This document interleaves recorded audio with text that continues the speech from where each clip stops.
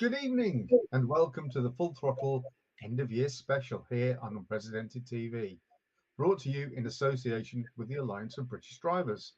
I'm Paul Naylor, Communications Director of the Alliance of British Drivers. And I'm Brian Gregory, Policy Director of the Alliance of British Drivers. Tonight we're looking back at 2025, a year that saw the most relentless assault on British motorists in decades, forced EVs, soaring taxes, crumbling roads, and political chaos that led the anti-driver agenda run riot. And joining us to rip through the headlines is our special guest. Yes, it's the one and the only Lembit Öpik, former MP, motorbike enthusiast, fearless campaigner for driver freedom, and CEO of Unprecedented TV, and might I add, a very poor impressionist. Hello there, Lembit. How are you, sir? Humbug. Oh, great. All right. How dare you? How dare you? If I'm such a bad impressionist, how come you can always tell when I'm doing Ed Miliband? Which I now will do at some point in the show. Oh yeah, we'll look forward to that. As long as you don't let things start blowing in the wind, it's not a good idea after all those spouts. Well, it's a red rag to a bull. You wait now. At some point in the next 60 minutes. Absolutely. Okay. Right. So we're cracking on here, and we're into the we're going to do a month by month review of what went on in 2025. So the headline that I've got here is January. It says headline: ZEV mandate chaos. 28% EV force-fed or massive fines. Petrol prices soar. So right out of the starting gates, the ZEV mandate was ramped up to 28%. Was it 22 before? Yes, it was. It was 22 the previous year, wasn't it? Yeah. And manufacturers either had to sell nearly a third of new cars as electric or get hammered with huge fines. And of course, the result is prices on ICE EVs, conventional vehicles, actually went upwards, and they were selling BEVs at colossal losses and suffering huge depreciation, which got a lot of the leasing companies, and still getting the leasing companies, into huge problems because of the rate of depreciation of these vehicles, because private buyers don't want them. Just a crazy situation. Just know what a ZEV is. What is it? What is a ZEV? What is a what? ZEV, a Z. Zero emission vehicle. Thank you. There we go. But I mean, it's a misleading, because there's no such thing as a zero emissions vehicle, because the power that was, that you charge, that you put in it, came from a power station somewhere which emits. Yeah. So they're no tailpipe emissions, but they're not zero emissions. Yeah, and there's a lot more problems in the actual production of the vehicle in the first place. That's probably outputting more emissions than any other vehicle that's produced. Exactly. I have to say, in my experience, when I bought when I leased my latest car, never once did the guy at the car dealership try to sway me towards electric. So it was quite refreshing, actually. So so that's why I've stuck with my manufacturer of choice for as long as I have. Well, I think the if you actually go into the showrooms now, you're going to come under, from new cars, you're going to come under more pressure from the dealers to take at least a hybrid, if not a full battery electric vehicle, because they're sitting on huge stocks of the things. They've pre-registered huge numbers of them, which are then being sold as used, even though they've got delivery mileage on them, and their cash flow is just being destroyed, and they're under enormous pressure to shift metal and lithium batteries. What's your personal thoughts then, Brian? Is it a vehicle that you would ever go for, or is it just something that just doesn't interest you? No, not at all. I imagine that they are extremely boring to drive, because it's just like a supercharged milk float. and it might have regenerative braking and all that sort of thing, but there's no hands-on sort of experience. Even with because of back problems, I drive an automatic now. In the past, I've always driven manuals, and that's more involving still. But even with this one, with the flappy paddles, you can use it to go down the box. Not much point trying to go up because it flicks up through the gears so fast. You couldn't do this fast manually. But at least you've got the involvement of slow in, fast out, and you can set the car up for corners and things. I can't imagine there's any satisfaction with a car that's just got a stop and a go pedal. Yeah. Well, Like I say, it does take a lot of the enjoyment away from driving. Lembit, what's your thoughts? First of all, I'm deeply offended by the second story on the headline. On the headlines there, Öpik's latest madcap adventure. I don't remember trading myself to a petrol pump. I'm not sure how you do that, really. But anyway, leaving that aside, fake news. It's fake news. Anyway, my news. It's in the paper, Lembit. You got to be in it to win it. Exactly. The issue I've got with electric vehicles is the danger in an accident. Well, two things. First of all, they're heavy. They're really heavy compared to their petrol and diesel equivalents. Yeah, I'm a diesel person myself. I just think they're very economical, very reliable, a lot of torque. I just like that. But I do drive an automatic as well, and it's just because I can't be bothered really. I'm not a very fast driver anymore. The problem with electric vehicles is twofold. One, I don't want to sit around for an hour waiting for it to charge if I'm making a long journey. And the second thing is they're dangerous. If you have an accident and any of the battery cells ruptures, you could be poisoned and incinerated, because once an electric vehicle starts burning, you can't put them out. From an environmental point of view, they're obviously bad. They're obviously really bad because they take up precious metals, which are more usefully deployed in other walks of human life. And kids are mining this stuff in places like the Democratic Republic of Congo. And once you put them in the battery, let's not pretend we have no practical way of recycling them. So they're bad all round. But then, of course, this whole thing is political. It's not about the environment, really. It's about the government trying to look like they're stopping a non-existent climate emergency, and that really gets on my nerves. Yeah. And the emergency itself is the so-called emergency is an excuse for increasing levels of state control. Nothing to do with any sort of climatic emergency or anything, because there's no evidence from the science that exists. There's evidence, there's positive evidence to show that there isn't a climate emergency. Only idiots like Ed Miliband believe it. Oh, the answer, my friend, is literally blowing in the wind. Got it. I got it in. I can take that out of my head now. But people like Ed Miliband are absolute dunces. If you said to them, why is carbon dioxide bad? They won't give you a sensible answer because they don't understand. So the fundamental, if somebody wants to buy an electric vehicle, fair enough. I've got an electric bicycle. That's pretty handy. So I'm not going to stop someone buying one, but woe betide anyone who makes me have to buy an electric vehicle. I'm not putting my kids on top of the bomb. Yeah, it should just become a third choice, basically. Exactly.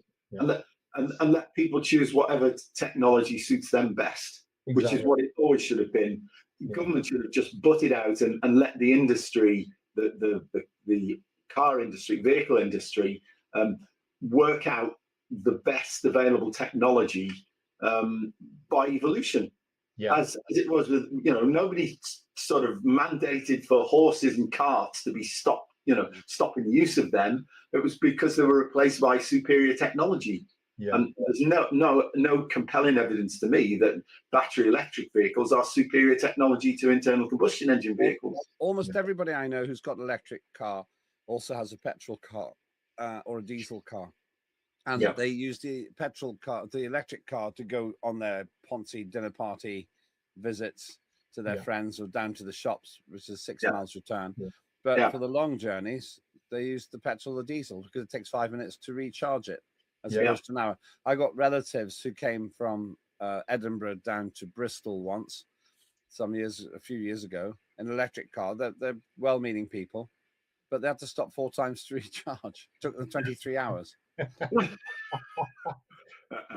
mean, Yeah. I mean, my personal experience is that around 10 years ago, while I was working for regional press, the motoring editor asked me if I would like to take a Nissan Leaf for a few days. Now, okay, we're talking 10 years ago now, and the range on that thing, I think, was around 88 miles. And that's if you didn't have the lights and the stereo on. And for me, the whole experience of driving that car was akin to a mobile phone. All you were constantly looking at was where your battery was. Um, and for me, it was a really dull and unenjoyable experience. And I've got friends who have gone down the electric route, and they one's gone back to a normal petrol engine car, and the other has gone to a hybrid. So that tells you everything you need to know about EVs. I'll make a prediction. That in January 2026, so if you're watching this in the archive, you can see if I'm right or wrong. Yeah. There will be a problem on our electric vehicles get stuck in snow. Yes. Because there will be a lot of snow in January, Yeah. and they'll have the heating on. They'll get stuck because of an accident, and then they'll become the problem because they'll become discharged, and there'll be a bunch of them. Somewhere that's going to happen. I think that's a pretty solid prediction there. Yeah. Yeah. And it's going to take something like that to wake a lot of people up. And I've thought this for a long time now, that the scenario of a motorway completely gridlocked by electric vehicles in the snow, it's just a matter of time. And I think you're right. I think the forecast is early January. We're going to get a shed load of snow. So not according to Dr. David Viner of the Climatic Research Unit of the discredited department in the University of East Anglia, who said 25 years ago that our children just won't know what snow is. But I digress. So I don't know whether that impression's any good because I don't know his voice. No, I wasn't. No, I was impersonating myself. That was an impersonation. That was a good impersonation of yourself there, Lembit. We're impressed. Right. Very good, Lembit. He does a very good. Move on. So we're into February now. And I'm looking at it, and it's the script. So Tulip Sadiq booted out in Treasury scandal shocker. Who was Treasury Minister Tulip Sadiq? Resigned amid serious allegations tied to family links and a corruption probe in Bangladesh. Yeah. Crikey, that must have passed right over my head.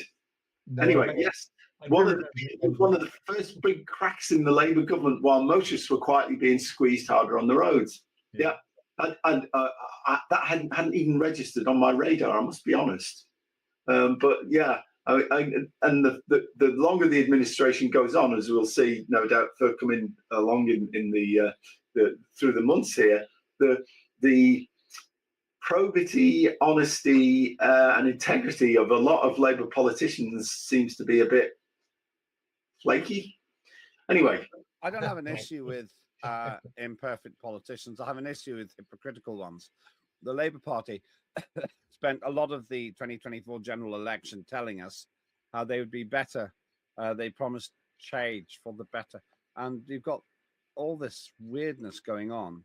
And something which we had this woman who resigned essentially for what looked like very dodgy dealing.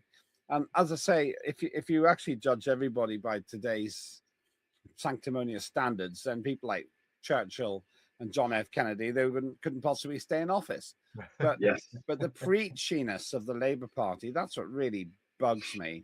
Because we'll probably come to some of the other resignations later, but they've turned out to be absolutely pathetic in terms of the standards they set for themselves. If somebody said to me, I'm not perfect, I'll make mistakes and I'm not going to judge others, and then they're showing up for doing stuff, I'll forgive them.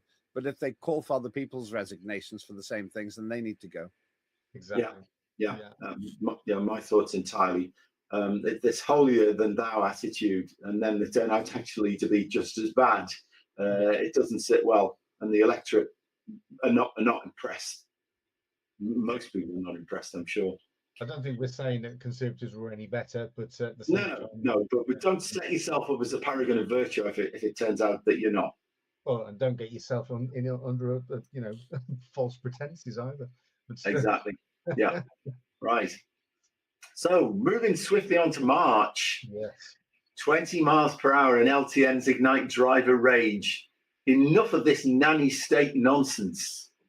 So, we're looking at sort of blanket. Well, of course, there's a Welsh experiment of 20 miles an hour, which was I can't remember what he was called, but one of the political supremos in the Senate was actually a poster boy for 20 mile an hour limits. He was the one who organised for the policy to be implemented in Wales.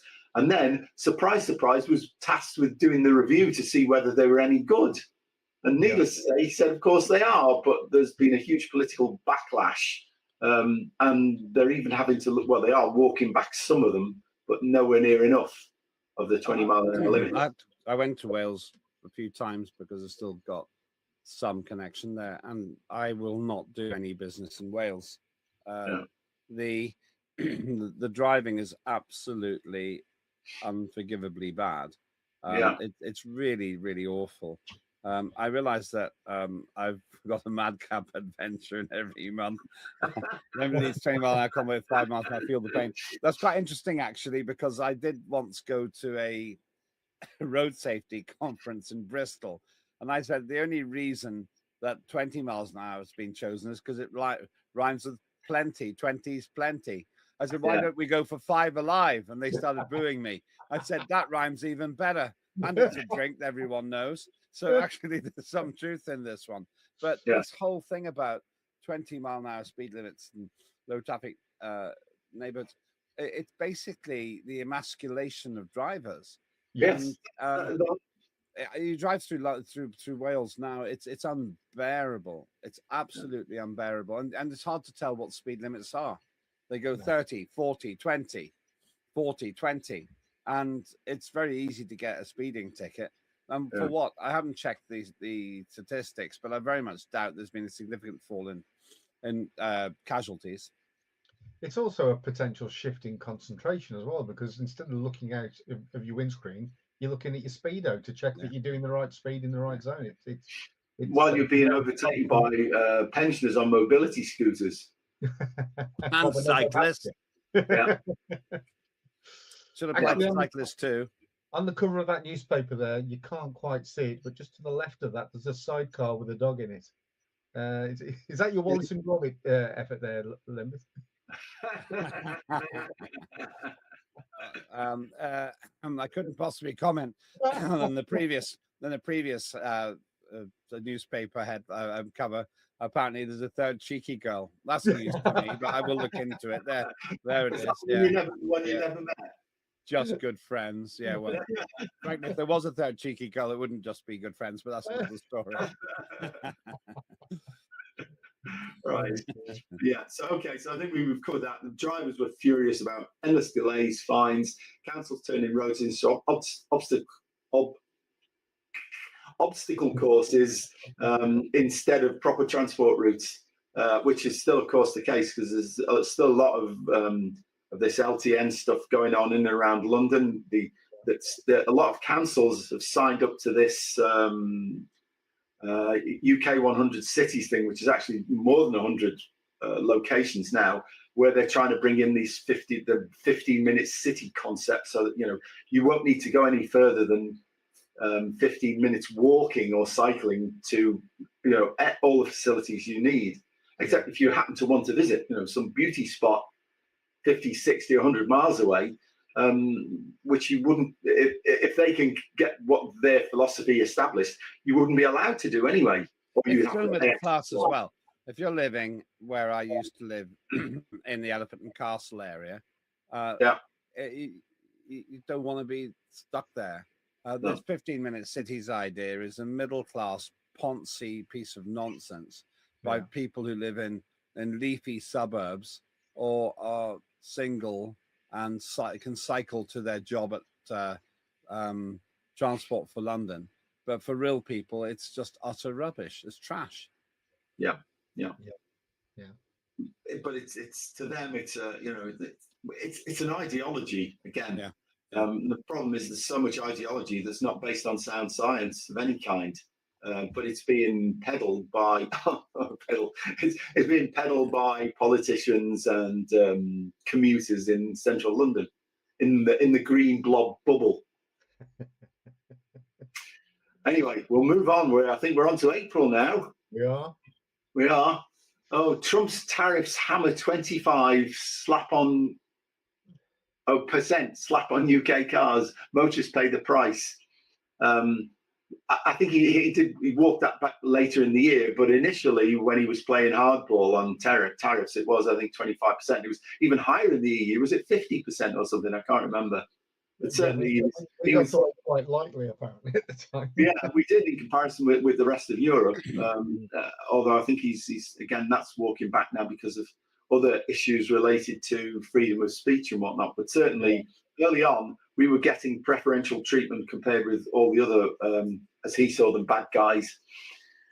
It was another blow for road users because spare parts and everything were going to go up as a result, and repairs, and also it feeds into inflation inevitably, and that means all of us end up paying the price because of so much of what we consume and use nowadays is transported by road one way or another. Yeah, ultimately. Yeah, I story think for me here there was a couple of businesses that almost automatically said that they were closing. Parts businesses that said can't sustain this, and they closed. Instead of waiting to find out what happened. But strange.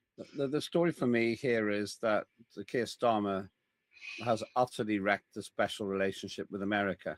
There's no special relationship because we didn't get special treatment. We got tariffs.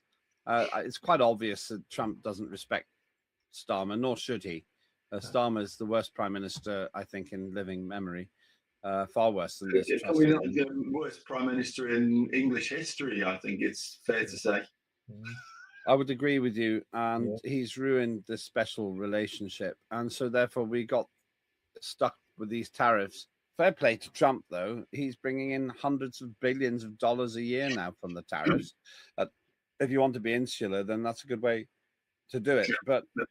But as far as the UK is concerned, the entire motor industry is suffering, and not least because of this conversation we already had, which is this preposterous idea that everyone will have to buy an electric car from 2030. It's not realistic. Even those idiots in Brussels have backed off from that now, but not the United Kingdom.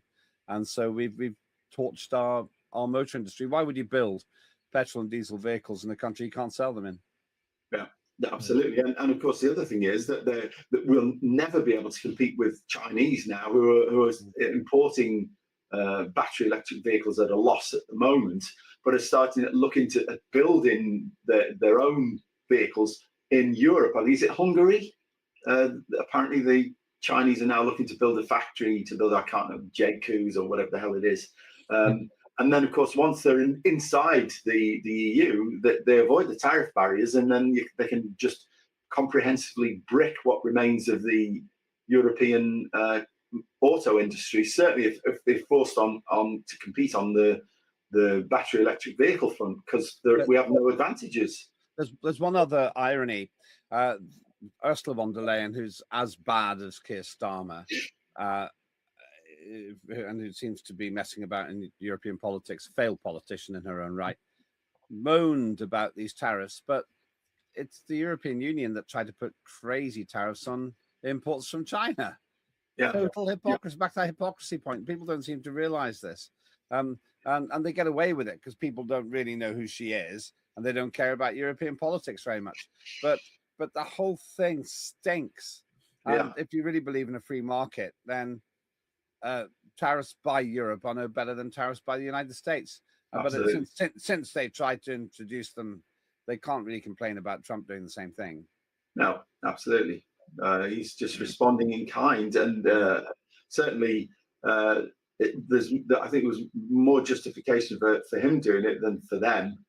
The EU. But of course, the problem is none of these the top EU politicians are actually elected. They're appointed and it's a self-sustaining mafia, really. Yeah. They all have the same views and the same objectives, and they're not aligned with the objectives of individual European nations or individual European nations governments. That they have their own sort of ideology and philosophy, which is again around this sort of command and control approach to things. They think that the more the state intervenes and interferes, the better it is. When in fact, almost invariably, the more the state intervenes and interferes, the worse it makes things. I think fundamentally, you've got Trump and Starmer operating at opposite ends of the spectrum. Trump, who is very pro-America and very much about sort of looking after his own country, and Starmer, who couldn't care less about his own country and go out into the world trying to make himself a throne, amongst other leaders. It's not working. People see through it. It's tragic, really, for this country, because we've got such a low quality of politician now, and these tariffs on cars and everything else combines with ideologies. You said before, Brian, it's ideological to go for electric vehicles. There's no environmental benefit in it whatsoever, and certainly no utility in it, because for long distances, current battery technology isn't good enough. But fundamentally, when you have a command economy, when you start telling people what they have to do, you've lost all track of what a free market is. So then we don't have a free market country now. We have Rachel Reeves, who hasn't got a clue what she's doing, who had a dishonest CV, and apparently wasn't the chess champion when she claimed she was a chess champion. These people are wrecking driving, but then of course they're perfectly happy to have their ministerial cars, and Starmer's perfectly happy to fly around the world, and what do you call him, that stupid deputy prime minister, stupid Lammy. In the literal Lammy, is willing to eat his way around the world in posh flights. Absolutely, and it's just depressing. The proof of the pudding's in the eating, as they say, and here we are, where we're languishing at 0.1% growth or something at the minute. Yeah, in 2024, America's growth rate is 4.2%. So is Russia's. Despite all of the sanctions and everything else, Russia grew 4 times faster than Britain last year. I did a little survey on X, and by an overwhelming majority of people preferred Putin to run Britain than the current sham government. I'm not saying it would necessarily be a nicer place, but it would be run more efficiently, I suspect. He's a proper leader. Like him or loathe him. And he's a nationalist. He's very pro-Russia. And he's not woke. No. You wouldn't have rainbow posters all over the Moscow underground. No. We do have here Sadiq Khan. Terrible. Anyway, yes. I'm angry now. I was angry before. I'm even more angry now.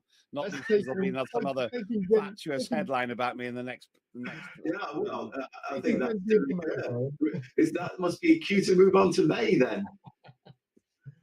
Headline. Oh, this is a good one. This: Ukrainians charged with arson blitz on Starmer's homes and car. Well, Starmer's ex-homes and cars. A shocking series of arson attacks targeted Keir Starmer's properties and his car. 2 Ukrainian nationals were charged, and there's a lot of questions about security and foreign interference with the war on drivers carrying on in the background. But those two are still on remand, I think. I don't think they've even been brought to trial yet. It's over 2 years since these events took place. And there were all sorts of conspiracy theories swirling in the background about Ukrainian rent boys and all sorts of stuff, which, you might think they were true, but I couldn't possibly comment. There were three of them, all born in Ukraine. Good-looking, handsome young men, if you're into that kind of thing. And what's mysterious about this is that the Prime Minister's current and former property was allegedly damaged by these suspects, and it takes a year to take them to court. Well, if it's in the national interests and it certainly is, to know what's going on with the Prime Minister, they should be able to do this very quickly. They were able, they were able to charge and imprison Lucy Connolly for her 2 words on the internet in no time. But the language in prison now, there is some talk about the fact that maybe there are gagging orders for the mainstream media to not talk about it. But I simply don't accept that that's reasonable. If the Prime Minister is in real danger, then we should know quickly, and it is in the public interest. And here's the problem, as you say, there are all kinds of rumors swirling around. I'll tell you a very funny joke about it after the show. I don't want to say it on air. And Starmer looks ridiculous, frankly. He looks ridiculous because of all the joshing and mocking at his expense, because we don't know the truth. That clearly suggests that if we did know the truth, that would be even more embarrassing than all the mocking and the rest of it. Well, you know where I'm going with that. Yeah. To jail with the rest of us, probably.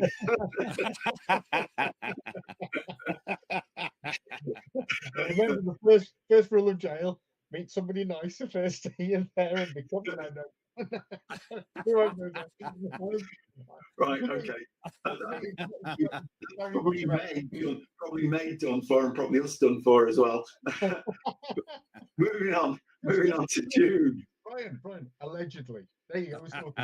Allegedly, yes, allegedly. So now, June, Reeves' cruel U-turn, pensioners frozen out of winter fuel cash.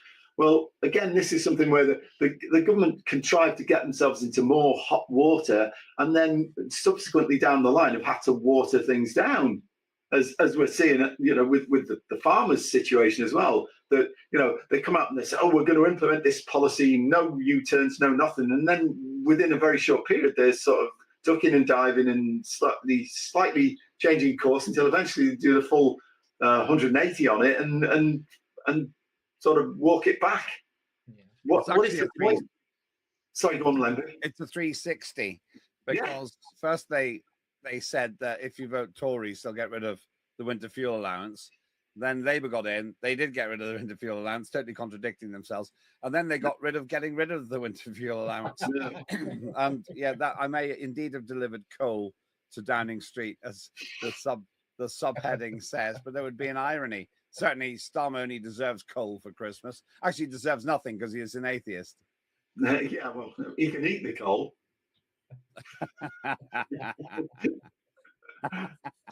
There's rumours as well that by the time the next mayoral elections come around, that coal will actually be a diamond. So it's all good. You have to know quite a lot about physics to understand why that's funny, Paul. No, I got it. Dear viewer, it's the same stuff. But if you squash coal enough, you get diamonds, but it does take a few million years. Yeah, got a bit of pressure as well. I don't think rubbing it, intensively would actually. Talking about Keir Starmer again. No, I was talking about the trying to make diamonds. Although I think all you succeed in doing is getting black hands. Anyway, moving swiftly on, I think we're into July now. Beautiful July. Yes. UK car factories face 15% collapse, blaming EV mandates and trade war. And I mean, I think if you look at registrations now, and the SMMT, Society of Motor Manufacturers and Traders, they warned there was going to be a 15% reduction in British car production. It's more than that now, isn't it? I think it's gone way beyond that. We're now making less cars than we did in the 1950s, I believe. And I think it's hardly surprising because the Labour Party's done all it can to wreck our industry. And I have to say the Tories are responsible as well. One of my frustrations has been that the Labour and the Conservative Party, and the Lib Dems, I mean, these three jokers are all obsessed with punishing us for wanting to drive petrol and diesel vehicles. And for back to that climate hoax, there isn't a climate emergency, and human beings can't really affect the climate. So the whole thing's based on a false premise. The enemies of the West must be laughing all the way to the bank because we haven't actually stopped making cars. A year with the highest oil at the time of broadcasting this show, oil usage was 2024, but I bet you it'll be 2025 because third world and second world countries want what we've got, and the best way to do it is with hydrocarbon fuel. And it's just as well they're doing it because carbon dioxide's our friend. But all of this is harming, all this stupidity is harming our motor industry. Yeah, absolutely. And our total economy, because and we've all seen the charts, there are no high energy cost, high growth, high living standards economies in the world. All the subsistence economies are based on, having low energy availability and high energy prices, which is where we're heading towards. It's an absurdity, way of life, isn't it? Yeah. The worst thing about it is that we're making structural damage to our economy that we can't undo. Yes. Because all that's going to happen is the motor manufacturing will be exported, and people aren't going to say, oh, well, the Labour Party's changed its mind now, we'll go back. They'll say, well, we're here now. We've left now. And really the biggest beneficiaries are currently China and will be India. India is massively underestimated on this. And if Russia's smart, they'll start doing stuff because the Ukraine situation will get resolved. And due to our own stupidity, Russia is now essentially one of the shining lights in the triumvirate, Russia, China, and India, in terms of the new industrial axis for the world. And they'll make the cars because they're not worried about CO2. And when you hear China saying that they'll at some point move across to clean energy, why would they? They don't need to. They're number 2 in the world in economic size, but number 1 as far as I can see in terms of manufacturing already. And then we buy their cars. It's as if the CO2 just stays in China when they make these cars. It's ridiculous. Well, I mean, we've got a hugely service-based economy. So basically, somebody that works in Asda on the tills then goes and spends their money in Wetherspoons, and that's it. And that's cyclical. And in terms of actually manufacturing anything, I mean, we were already struggling as a manufacturing nation, but to put all these extra obstacles in the way is just crazy.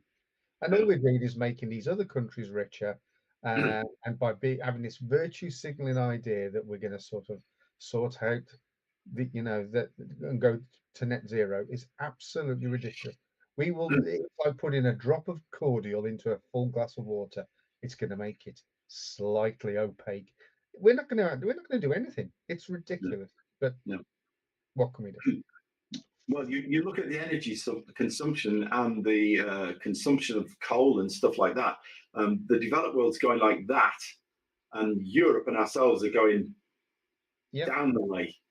So our influence is actually decreasing with all of these crazy climate policies because we're absolutely folding our economy up. It's a basket case virtually now, and all of the prime manufacturing is moving to, as you say, to the sort of Eastern axis, India, China, Russia, and they're just cleaning up because they'll just keep burning coal.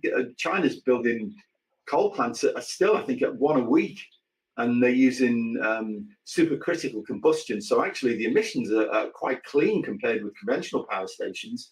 But it's coal nonetheless. But it's good though, because if you look at it, Paul Naylor gave us a brief education in the formation of diamonds earlier on. I'll give you one about plant life. Plants love carbon dioxide. It's the gas of life. It's their fertilizer. So China's actually feeding the world by, in a very marginal sense, increasing the amount of carbon dioxide. It's really a tiny amount. Doesn't really make much difference to the climate, but it does make some difference to plants. If we could double the amount of carbon dioxide in the atmosphere, that would be great, because then you'd be able to grow things where you can't grow them at the moment.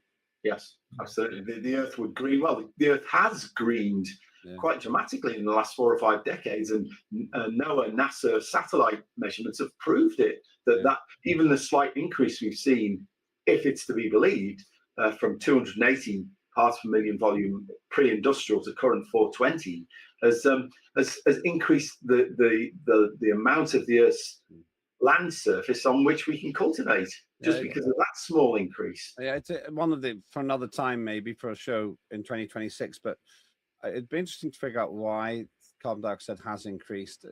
It doesn't seem likely that most of that is by humans. It just doesn't add up. But whatever the reason, it's good. This is the irony, of course, that we're told that a good thing is a bad thing. It's classic or George Orwell 1984 doublethink. But the reason for choosing carbon dioxide was because carbon dioxide was one of the products from combusting hydrocarbons, which they laughingly call fossil fuels. Try grinding up the bones of a Tyrannosaurus Rex and burning them and see what happens. That's fossil fuels.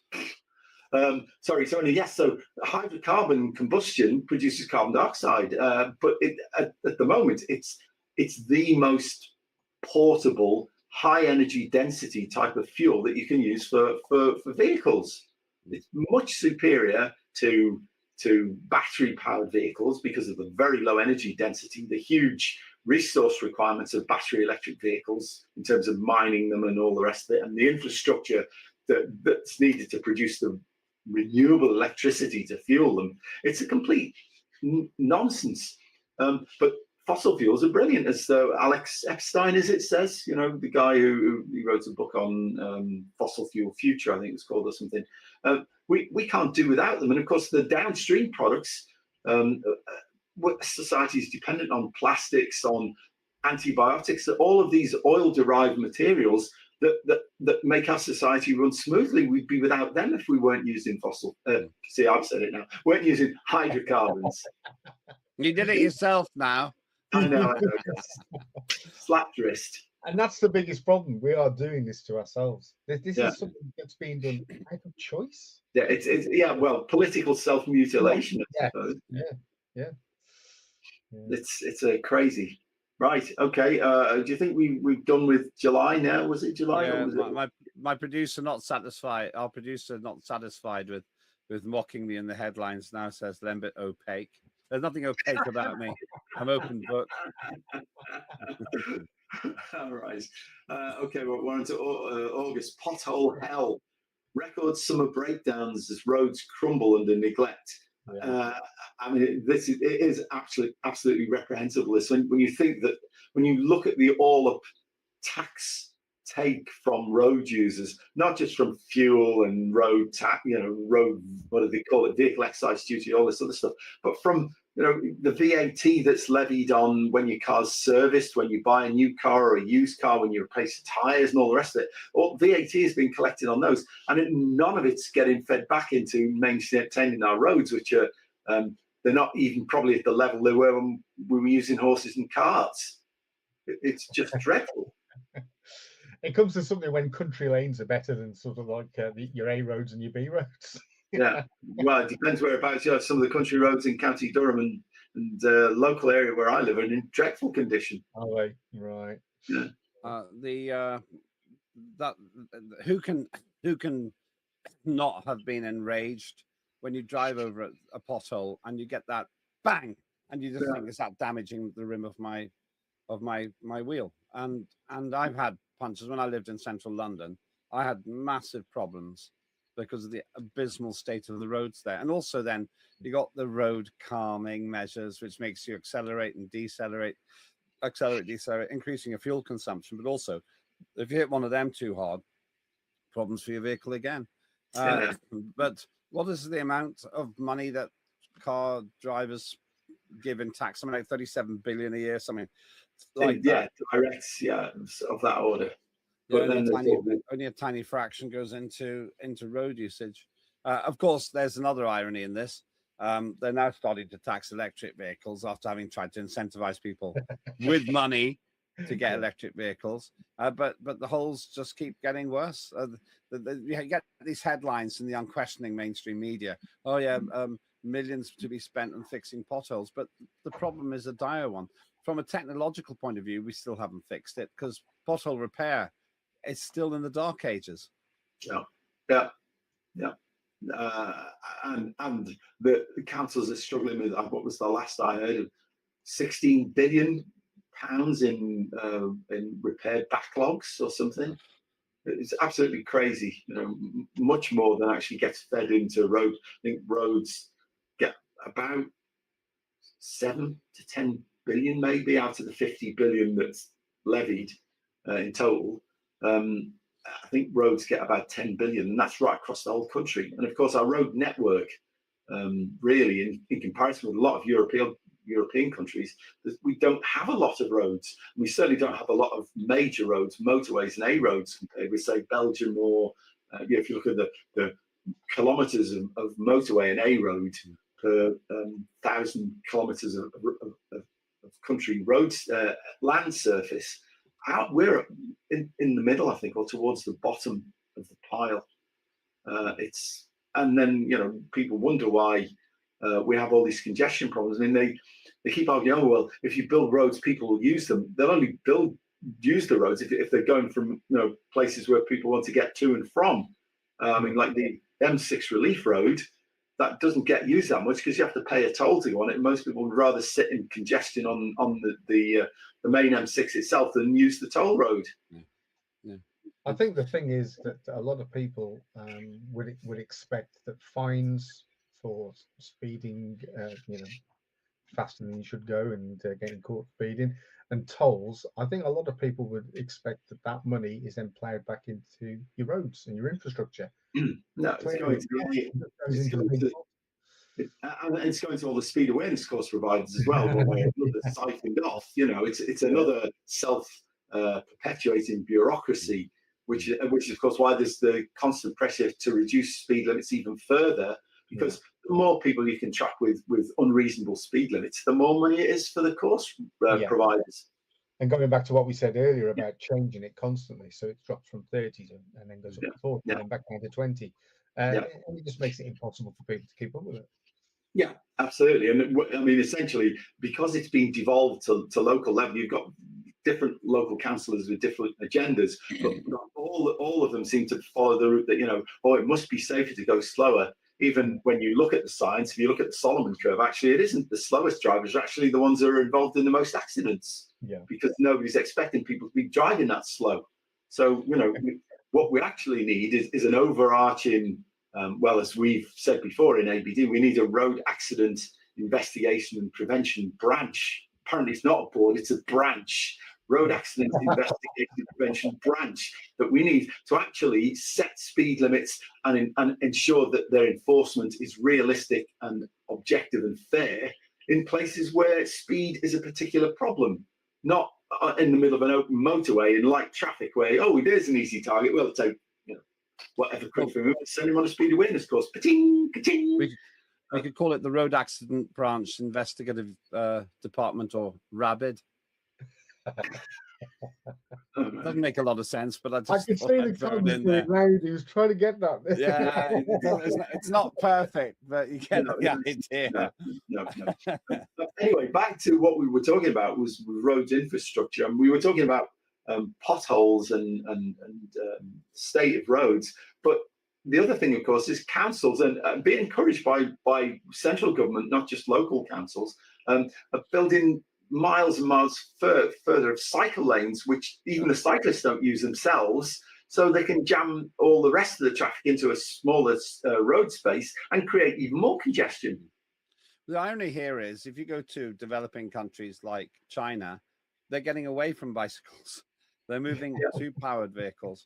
Yes. And if you go through London on a rainy day, you got miles and miles of empty cycle lanes, for example, along the embankment of the Thames, and total gridlock in the roads.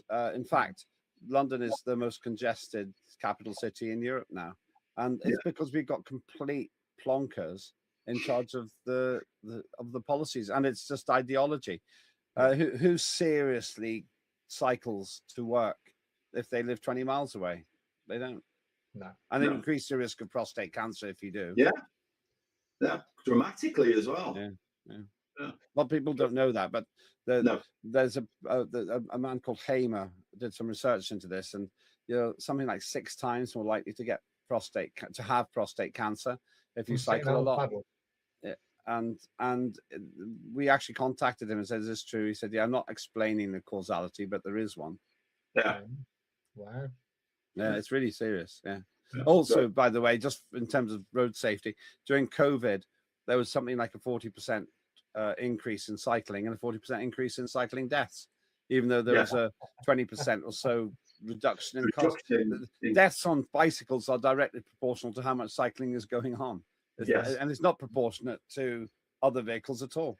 No, well, and I think there is a mentality among cyclists, or a proportion of them, that they're entitled to do absolutely anything. And there's a guy called Edis is his moniker on Twitter, and he shows all this stuff in London with cyclists just running amok, going through red lights, just in droves, not just one or two.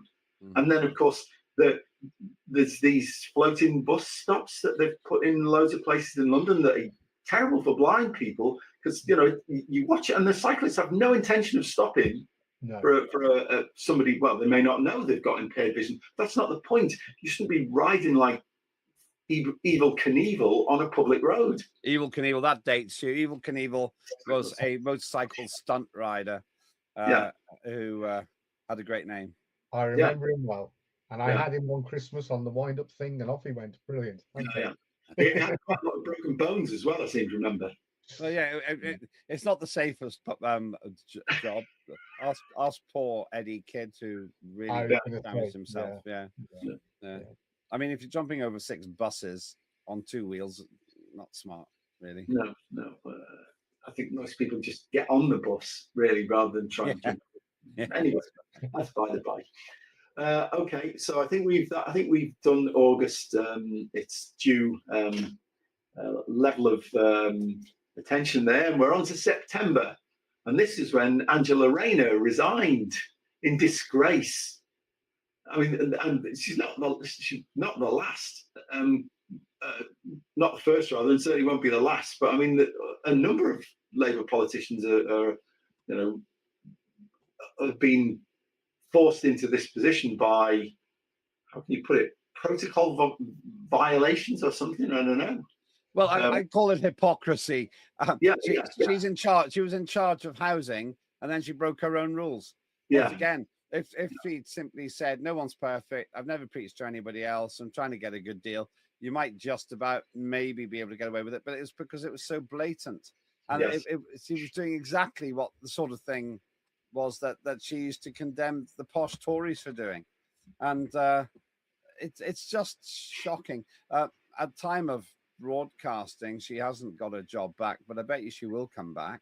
And also, here's the funniest thing of all: she could become the Prime Minister. When Starmer resigns. She is loved by the, well, I hesitate to use the term hard left, because I don't think hard left and hard right mean anything nowadays. I mean, we've looked at this now. For me, if you say somebody is hard left or hard right, it's the same. It doesn't matter, because if effectively whether they're Marxist or fascist, the result for the people living in the country is the same. It's just totalitarian and anti-libertarian. So which she is certainly the hard anti-libertarian tendency in the Labour Party. Really love her. So yes, she is a big threat. Well, except she's so incompetent that I think that it would make Prime Minister's questions unmissable, in the same way that David Lammy makes Prime Minister's questions unmissable because he's so bad. But she lost her job, and she'll be back because the Labour Party just cares about itself. Yeah, absolutely. It doesn't care about honesty and ethics and stuff like that. That's the plebs to worry about. They used to. One thing I'd say about Jeremy Corbyn, and certainly his brother Piers Corbyn, is very smart on climate. Absolutely. Corbyn is, Piers Corbyn's very smart. And Jeremy was principled, but you can't see any of that with the current shower. No. They flip and flop more than a pair of those shoes, I wondered where you're going with that there. It sounded rude for a minute. No. But they do.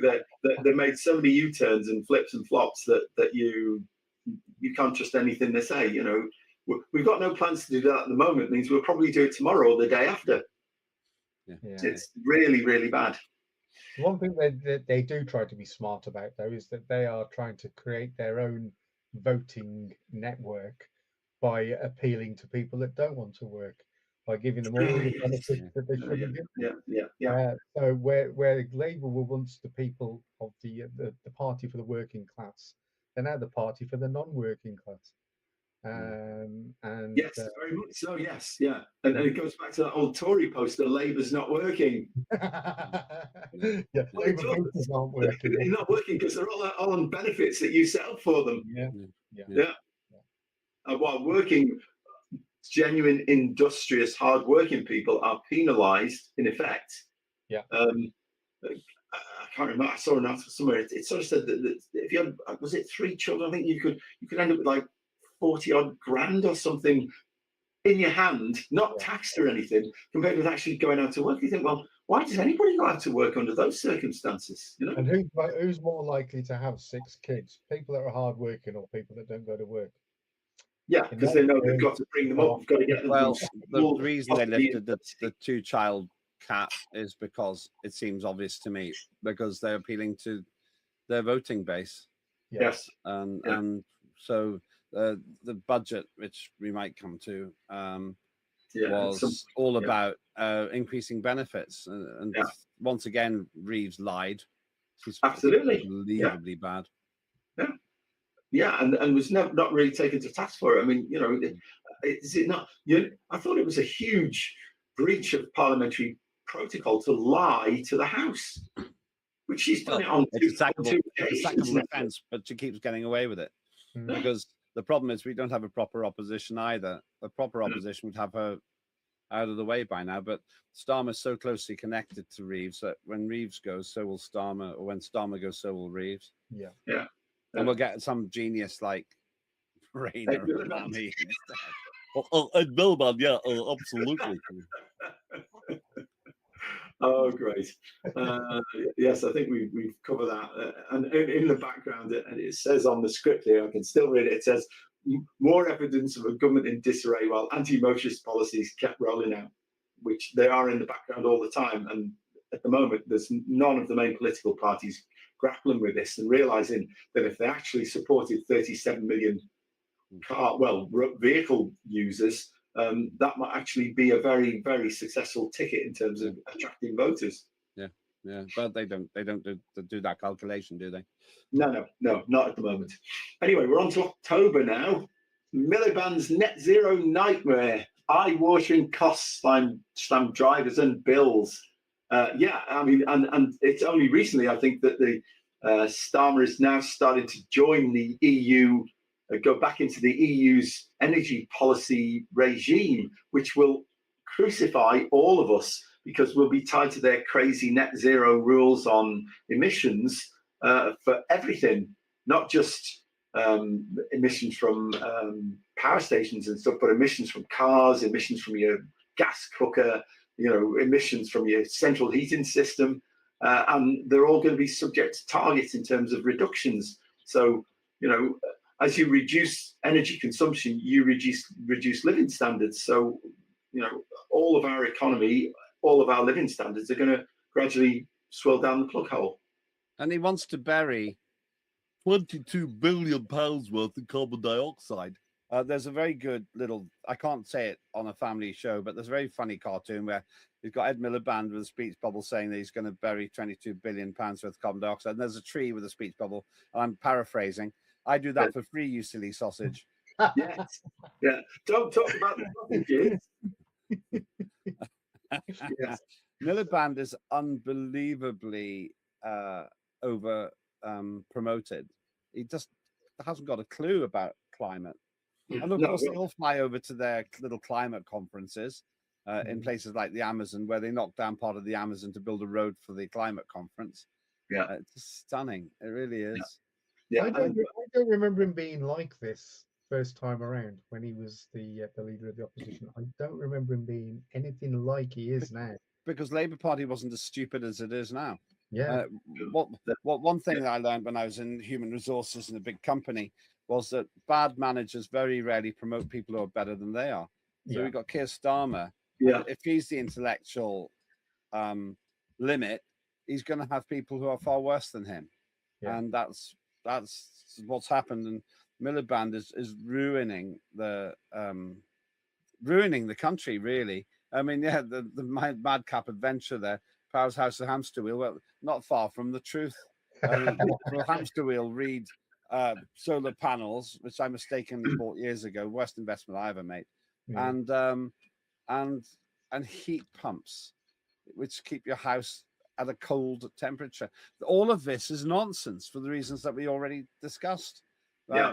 We're ruining our economy, freezing our old people, wrecking our energy bills, and just to be sure, of course, some idiots from Ukraine, or essentially from the West, blew up the Nord Stream pipeline, so we can't even get cheap gas from Russia. Yeah, not even indirectly. And No. added to that, we have the Norwegians have discovered enormous new resources of gas in the North Sea adjacent to us. So we could tap the same oil field from a slightly different location, and we'd have an enormous amounts of gas that we could use to power stations, if we had any, that weren't about to be demolished, and produce cheap energy for domestic and industrial use. Because as it is, we have far and away the highest electricity costs and energy costs in the world. Never mind the European Union. We should be using coal. We're using coal anyway because China uses coal to build the stuff that we don't make anymore. Yes. We've got a layer of coal underneath our feet, and Yep.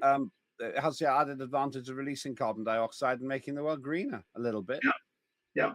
And with modern technology, we could do it so that the other emissions are curtailed.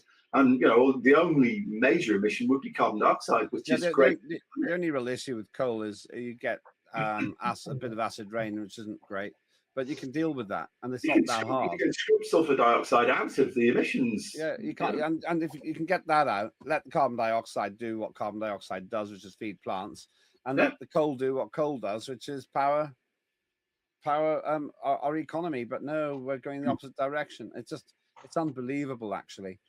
Viewers might be surprised, but if you are surprised, dear viewer, that just shows how utterly propagandized our society has become. Carbon dioxide is our friend, coal is our friend, gas is our friend, oil is our friend. Yeah, absolutely.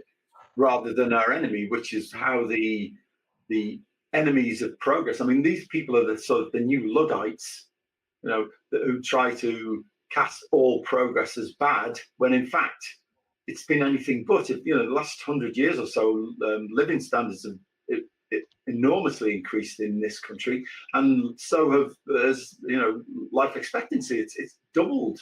A hypocritical Green London Assembly member proudly announced to my friend Keith, "I only allow myself one flight a year." To which he said, "How do you get back? Walk?" And this is the point. These people ignore the fact that 90% of the human race has never flown at all, and yet they fly all over the world to tell us not to fly.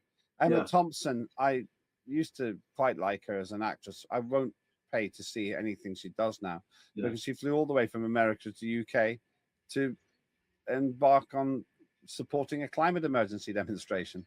You flew all the way from America to do that. You flew, and this is the thing. The total hypocrites. Yeah, absolutely. Right, okay, I think that's October disappearing over the horizon, and we're on to November.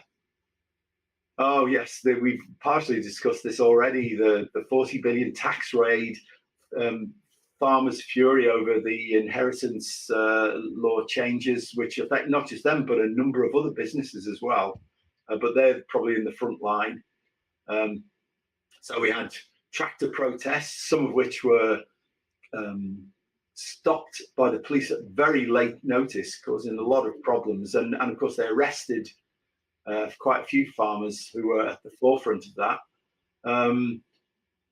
frozen tax thresholds, of course, fiscal drag, which has been used by not just the Labour but Tories as well, and road pricing, of course, for BEVs, which is another good reason to stick with an ICE vehicle, because we already pay a progressive form of road tax through fuel duty. We don't need to pay any paper miles, and we never will if we can avoid it. That's for sure. Yeah. Also, think about the surveillance implications of this, because paper mile requires people to know everywhere you're going all the time. Yes. And we're already the most surveilled country in the world, pretty much, pretty close to it. And it just gets worse. Yeah. Well, I mean, I think the aim is to tie your digital ID to your carbon dioxide emissions, to your consumption, in effect, and to use central bank digital currency to actually get to the point where they can police whether you're even allowed to go on that journey at all, never mind surveilling you when you're on it. Yeah, it's unbelievable. These people are,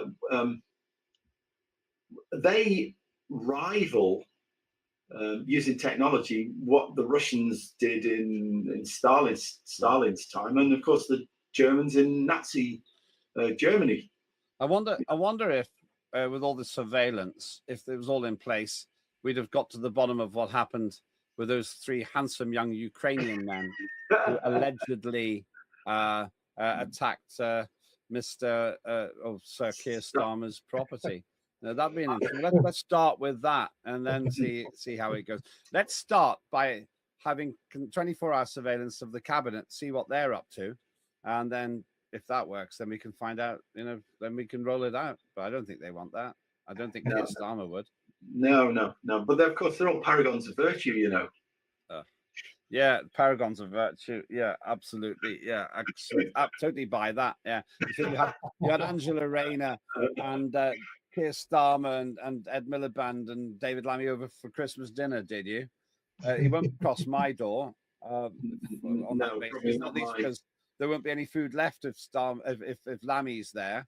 And frankly, just imagine listening to Angela Rayner talking about Tory scum and I don't know, Keir Starmer explaining his views on young Ukrainian men. I don't know, what does he talk about?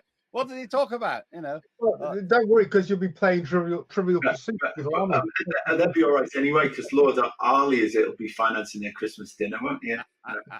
Labour donor. That's right. Imagine having a man who buys clothes for your wife and not thinking that's odd. It's really weird. Really weird. Yeah. Anyway, yes. I think we should get on to less sensitive points. Right. There's nothing positive to say about the current government. No, well, the only positive thing is that their term of office is finite. Oh no, I know they cancel elections, don't they? Yeah, well, yes, that's also seems to be a factor that's playing in the background as well now. Okay, so do you think we've done November? It's due. Yeah, let's bring it right up to date. Right. Okay. Well, let's bring it on to current times, onto December, in effect, of which there isn't much left, it must be said. So Christmas Day EV sting, congestion charge exemption axed. Bar humbug, Lembit. Humbug. Yeah. I quite like, actually. Yeah, I like it. On Christmas Day itself, electric vehicles lost their exemption from the London congestion charge. The ultimate slap in the face for early EV buyers who've been promised cheaper running costs. Another broken green promise. I predicted this about 10 years ago. I went to an inquiry into what was called the Silvertown Tunnel. It's a new crossing being proposed underneath the Thames. And in the course of my excellent cross-questioning of the, if I say so myself, excellent cross-questioning of the legal counsel of the Transport for London people, they said quite openly, yes, sooner or later, we're going to have to charge electric vehicles. So I said to everyone, they're going to do it. Everybody ignored me. And now it's happened. And this is the thing. It is a slap in the face. You buy something which is a super heavy, battery-laden pain in the backside if you're making a long journey, and you go, well, at least it's cheaper for now. Okay, never mind the fact, as you said before, the resale value plummets, because why would you buy a second-hand electric vehicle if you don't know if the batteries have been damaged or not? It's just really asking for trouble buying a second-hand electric vehicle. So you got this thing which has crap resale value, is heavy, takes time to recharge, but you go, well, at least I can drive it around without having to pay congestion charge. No, how wrong you are. And the pay per mile is all about taxing these vehicles. So Yes. not only did they essentially sell you a pup, they're now punishing you for it. Yeah. Well, as was done with diesel vehicles, of course, we were all at one stage exhorted to buy diesel vehicles because the carbon dioxide emissions from a diesel vehicle were lower than those from petrol vehicle. But of course, there were other emissions which mostly have been dealt with by technology now. So diesels are very clean, but nonetheless, we were being sold something that was actually going to make air quality worse instead of better, because the vehicles weren't equipped with selective catalytic reduction and things like that as they are now. And of course, everybody was, particularly company car drivers, which I was at the time, were encouraged to go diesel. And then the next thing you know, oh no, it's the worst thing in the world. We're all dying of air pollution. You're all doomed. So we must tax you. This is the problem.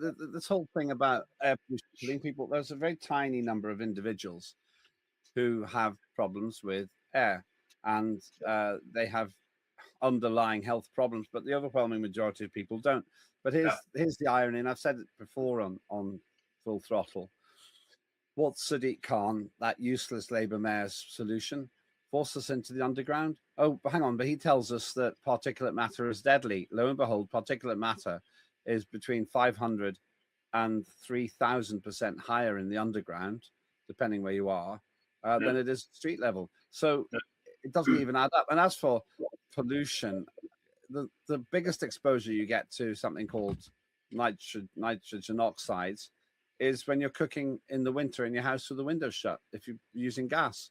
The amount of nitrogen oxides in your kitchen is orders of magnitude more than you get in the street.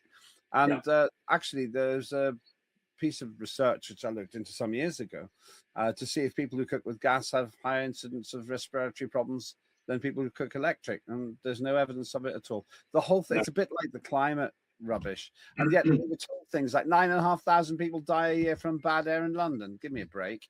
You know, it's just rubbish. Yeah. And well, it always was, because the COMI, the Committee for the Environmental Effects of Air Pollution, I think they're called COMI, their initial study, they basically were told to estimate, and it really was that, their estimates were based on attributional data, no hard data that linked loss of life. And so they came up with this estimate that, what was it now? It was it was life years lost across the whole population. So they made an estimate of what the loss per individual was and multiplied it by the total population, and they came, this is 40,000 lifetimes, years lost. But you're talking a very, very small estimated loss, because there was no evidence supporting it. Like 8 minutes a person or something like that. Yeah. It was completely garbage, attributional epidemiological data. But of course, Khan and all these other crazies all ran with it. Oh, there's 50,000, millions of people each year dying of air pollution. No, actually, if you look at the evidence, it just isn't there. It's basically threshold versus taper. What does that mean? What it means is that what they assume is that the deaths go up as a proportion of pollution. So it goes 1, 2, 3, 4, 5 together with pollution going up like 1, 2, 3, 4, 5. But it's not like that. It's a threshold. There's a threshold that really, if you go above, then it gets problematic. But we're nowhere near that threshold. No. If people can survive in Delhi, which has a really bad air pollution problem, then so it's number one in the world. Yeah, we've got nothing like that here. Possibly in Delhi, there's a problem. I don't know really. Haven't studied it properly, but Britain hasn't. Here's another irony. the place with the highest life expectancy in Britain, I think it's the highest, is also the place with the highest pollution, and that's Marylebone. Why? Because life expectancy is pretty directly proportional to wealth, and the wealthiest people live around Marylebone. It's about wealth. It's nothing to do with air pollution. The place, the place with the second lowest, the place with the lowest air pollution in terms of the way that they measure it, particulate matter, I think I looked at, is some island in Scotland, and it hasn't got particularly high life expectancy. The second lowest is in Fermanagh in Northern Ireland, once again lower than average life expectancy. It's about wealth. Wealth makes you live longer. It does. Yeah, absolutely. And as a result of the wealth, your consumption patterns, what you eat, all those sort of things they're all interrelated with the living standards. And as you say, it's wealth and living standards that have a much higher, much stronger influence than air pollution or anything else. Certainly in current sort of major cities here in the UK, and there's loads of evidence from people who actually worked on the science of air pollution. There's a guy called John Lamb in Scotland who obviously worked on this, and his evidence shows there was no real justification for putting any of the ULEZ zones in, because putting them in didn't do anything to improve the levels of pollution, and hence didn't do anything to improve public health. All they did was, again, raise money for local councils and government. So it's just all smoke and mirrors. It's rubbish, actually, I think is the phrase you're looking for. Utter total twaddle. Somehow we've managed to leave the age of reason and end up in an age of ignorance. Yes, very much. Where we have total scientific fools making decisions which cost this country trillions and guarantee that the United Kingdom will become a backwater with little manufacturing to speak of, partly because of hugely high energy costs and partly because of penal taxation. But we buy everything in. So all we've done is export our carbon dioxide, ironically, to countries like China, which, as you said before, building one coal-fired power station a week or opening one coal-fired power station a week. And as well they might, because somebody's got to release the carbon dioxide. Yeah, absolutely. Yeah.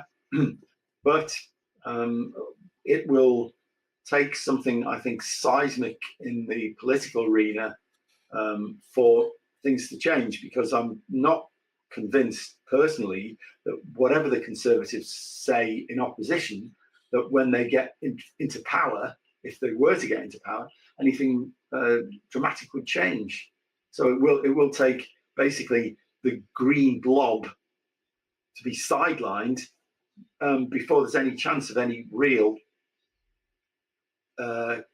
concrete, genuine political change in terms of energy policy, which is what in the end drives the economy. I mean, Reeves keeps talking about growth, but everything she's doing is actually dampening down growth instead of the opposite. We're not investing in high profitability, growth sustaining activities. We're spending more and more on public health and diversity and all sorts of other stupid stuff like that, and actually public expenditure, but there's no private sector growth to actually generate the wealth to sustain the public expenditure.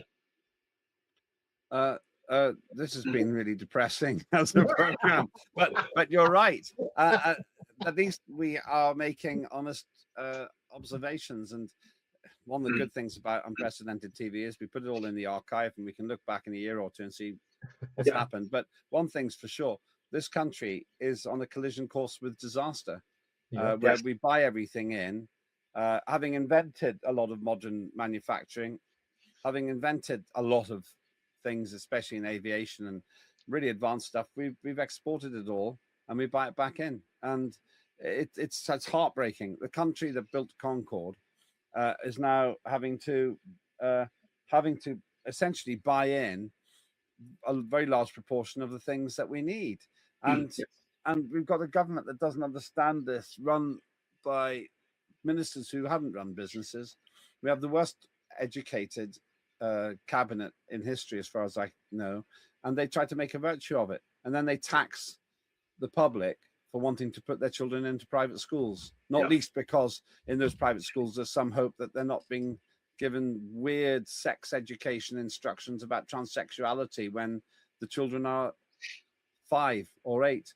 Yes. And while these things are important for a very small proportion of the population, I do not accept that that kind of thing is helping this country dig itself out of an economic hole that it's got into. And then you've got people like what you call it, Angela Rayner and David Lammy thinking they could be prime minister. Why? Yeah. Because they probably think to themselves, if Keir Starmer can be prime minister, anyone can. Yeah. Yeah. Yeah, but the problem is that almost anybody would, well, with a few exceptions we've already mentioned, almost anybody else would do a better job than Keir Starmer. Well, I was watching Love Actually over Christmas, and you see Hugh Grant as the PM, and you think, yeah, he would be a much Yeah, he would be credible.